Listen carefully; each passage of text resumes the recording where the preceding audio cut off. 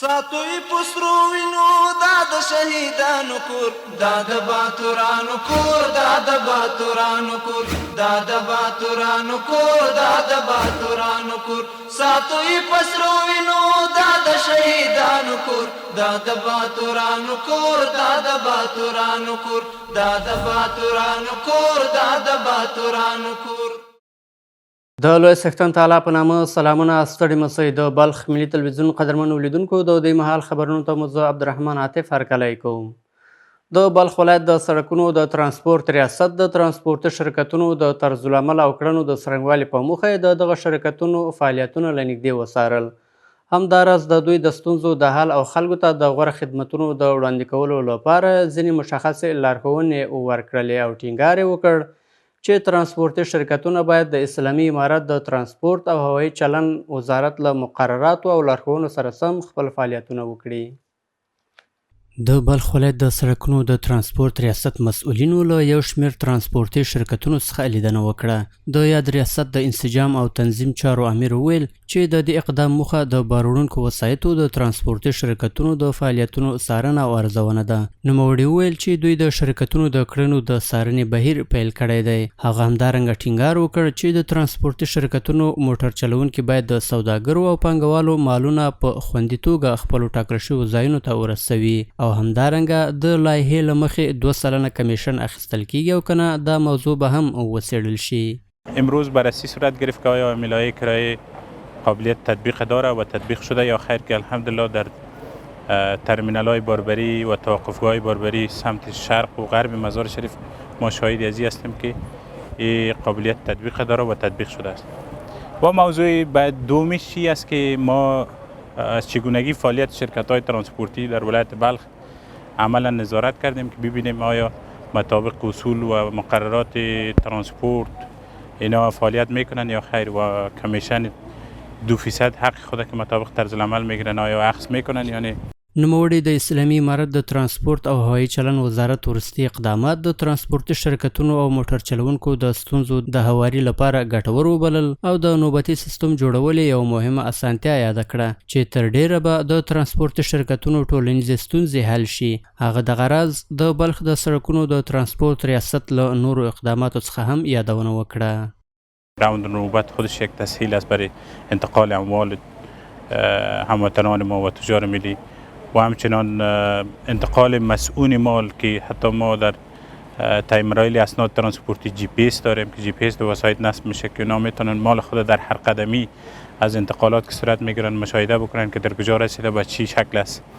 و در پهلوی ازی برای تمام شرکت دارای ترانسپورتی در ولایت بلخ مسئولیت داده شده که از مالی که انتقال میکنن و وسایطی را که به بار معرفی میکنن که اطمینان حاصل بکنن و مال تجار ما به شکل مسئولش انتقال پیدا بکنن. د یادونې وړ ده چې د مهال په بلخ ولایت کې شاوخوا 50 د سوداګریزو توکو د ترانسپورت شرکتونه د سړکونو د ترانسپورت ریاست تر څار لاندې فعالیت کوي او دوی له ټولو لازمو او اړینو اسانتیاو څخه برخمن دي. د مزار شریف ښار ختیځ لوري ته د بار وړونکو وسایطو ترمینل چې د حیرتانو په دوراهي کې موقعیت لري د معیاري جوړېدو په حال کې دی. د دې ترانسپورتي او بار وړونکو وسایطو د ترمینل مسؤلین وایي چې د بنسټیزو کارونو په بشپړېدو او د برېښنایي تادیاتو سیستم په پلي کېدو سره به هڅه وکړي څو د سوداګرو او د ترانسپورتي شرکتونو لپاره غوره خدمتونه او ګڼې اسانتیاوې برابرې کړي. د مزار شریف ښار ختیځ ترمینل چې د حیرتانو په دوراهي کې موقعیت لري دا مهال د معیاري کېدو په حال کې دی. د ترمینل د مدیر په وینا دمګړۍ د شاوخوا احاطوي دیوال او د سیوري جوړول او د څښاک اوبو برابرول بشپړ شوي دي. نوموړی زیاتوي چې د برېښنایي تادیاتو په سیستم هم کار روان دی تر څو د ترانسپورتي او بار وړونکو شرکتونو د پیسو ورکولو بهیر په برېښنایي ډول ترسره شي. موږ دا شرکتونه لاج نه دلته را انتقال کړي دي، مسجد د دیوال او جغل اندازي کارونه شروع شوي دي. موږ کوشش دی کې اساس د سیستم الکترونیکی کو کرایه مرته تثبیت کړي ده، نوبت مو مرته جوړ کړی ده. ان شاء الله موټروانانو شرکتونو ته ډېر سهولتونه راوړي دي.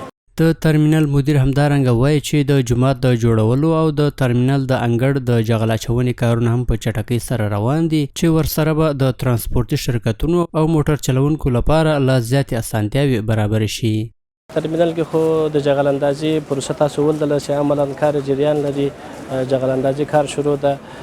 احاطوي دیوال ده چې تقریبا 80 سلنه کارونه تقریبا تکمیل شوي دي. مسجد همدغه رقم تقریبا 80% کارونه تکمیل شوي دي. نو انشاءالله چې زمونږ د کارونه ډېر ښه په منظم شکل روان دي انشاءالله.